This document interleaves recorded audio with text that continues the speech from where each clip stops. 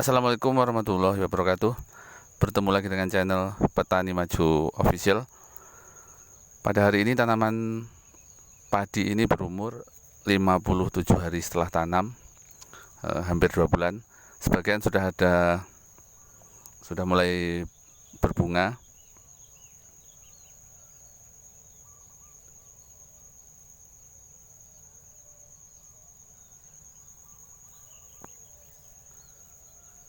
Lumayan lama saya tidak update video terbaru dari tanaman padi ini. Mungkin sekitar 16 atau 17 hari yang lalu terakhir saya update. Dan seperti inilah kondisinya sekarang di umur ke 57 hari ini.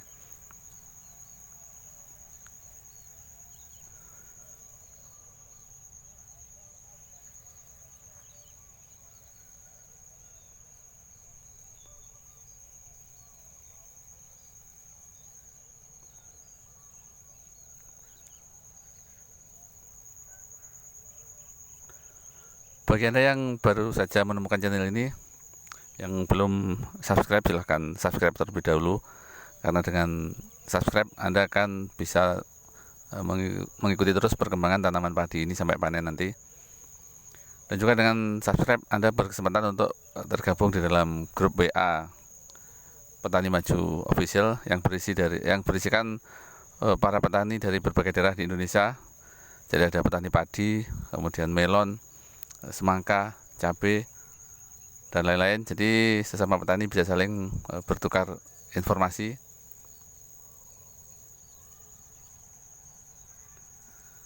Karena menurut saya dunia pertanian itu sangat luas. Jadi semakin banyak kita belajar, kita semakin merasa tidak tahu.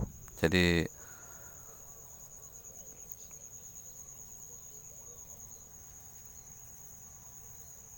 istilahnya tidak ada orang pintar dalam dunia pertanian, karena banyak faktor yang menyebabkan keberhasilan dan juga kegagalan. Jadi saya pun menyadari bahwasanya di antara teman-teman yang ada di anggota grup, banyak juga dari mereka yang sudah senior dan profesional. Jadi kita saling berbagi informasi saja, karena tiap daerah itu beda lingkungan, beda cuaca. Jadi tiap orang pengalamannya berbeda-beda. Makanya diperlukan bertukar informasi supaya bisa bersinergi. Jadi intinya dari tukar informasi itu sama-sama mendapatkan keuntungan. Bisa saja pas misalnya punya panenan cabai atau melon, bisa konsultasi masalah harga, jadi biar bisa punya daya tawar terhadap pembeli. Sekali lagi, bagi yang belum subscribe, silahkan subscribe dulu.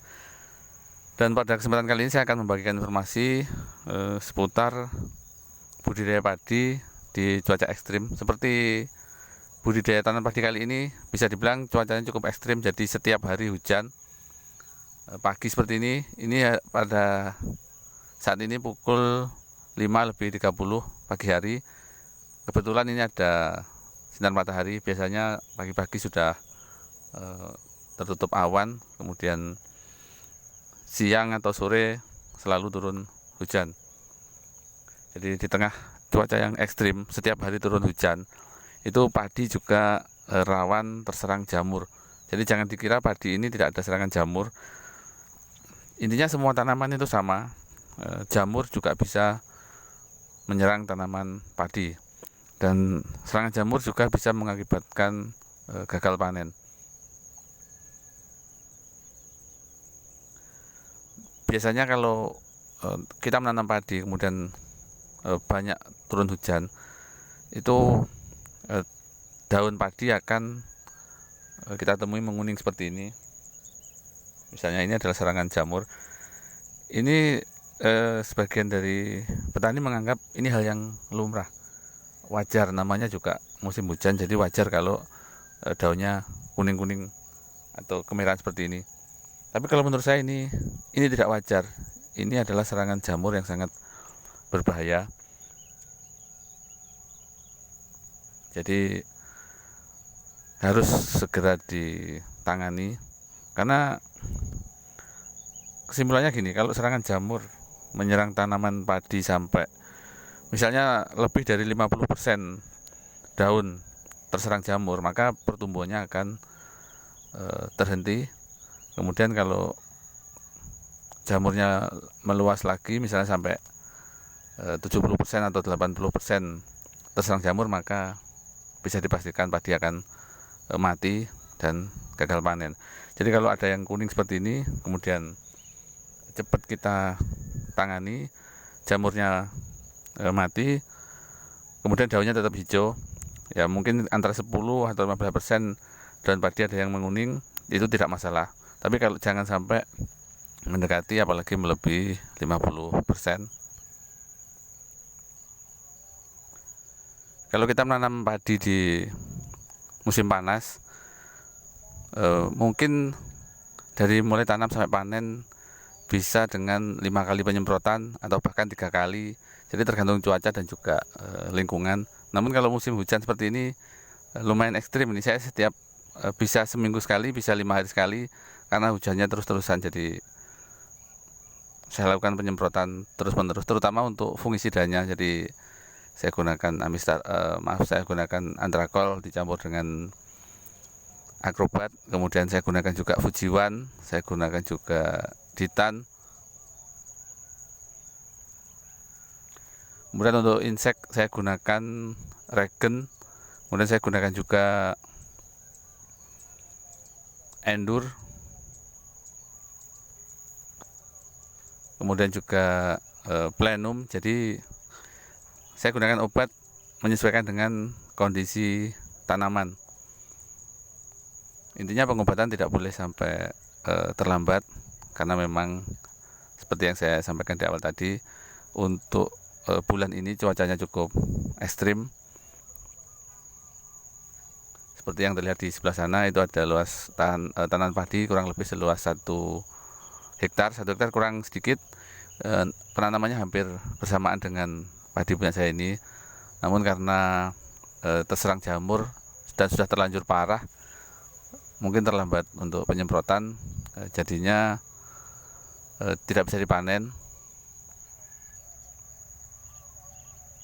Jadi itu sekaligus bisa untuk pelajaran bagi kita semua, bahwasanya memang kalau menanam padi di musim hujan, fungisidanya harus lebih kuat, harus lebih banyak daripada menanam di musim panas. Rencananya setelah tanaman padi ini panen, lahan ini akan saya tanami melon lagi.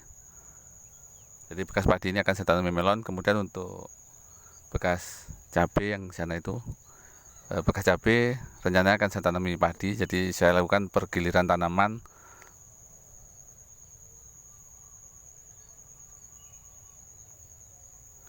Dengan tujuan untuk memutus mata rantai perkembangbiakan hama atau penyakit.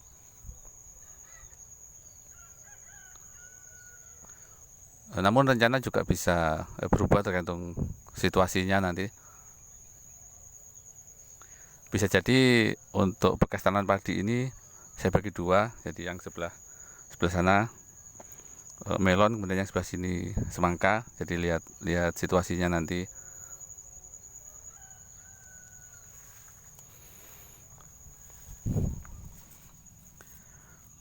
Seperti yang saya ceritakan tadi, jadi warna kuning ini adalah jamur. Ini daun yang terserang jamur. Jadi jamur menyerang dari ujung daun seperti ini, kemudian merembet ke bawah. Ketika kita lakukan penyemprotan dengan bahan aktif yang bersifat kontak, maka jamur ini akan mati. Kalau kita gunakan fungisida dengan bahan aktif yang bersifat sistemik, maka bahan aktif tadi akan melindungi daun yang masih hijau, sehingga daun yang masih hijau kebal terhadap serangan jamur. Jadi kalau kita gunakan 2 bahan aktif, itu kelebihannya jamurnya mati, kemudian daun yang masih hijau punya pertahanan yang akan bertahan selama kurang lebih 1 minggu. Jadi setelah 1 minggu harus disemprot lagi itu kalau cuacanya ekstrim.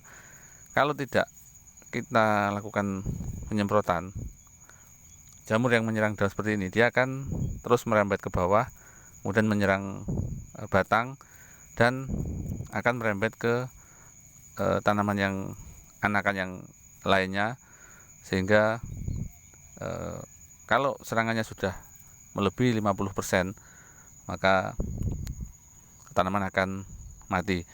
Jadi kalau masih di kisaran 30 atau 40%, itu pertumbuhannya akan terhambat.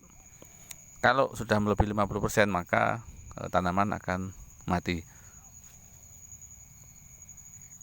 Baiklah, sahabat petani maju dimanapun Anda berada, terima kasih atas perhatiannya.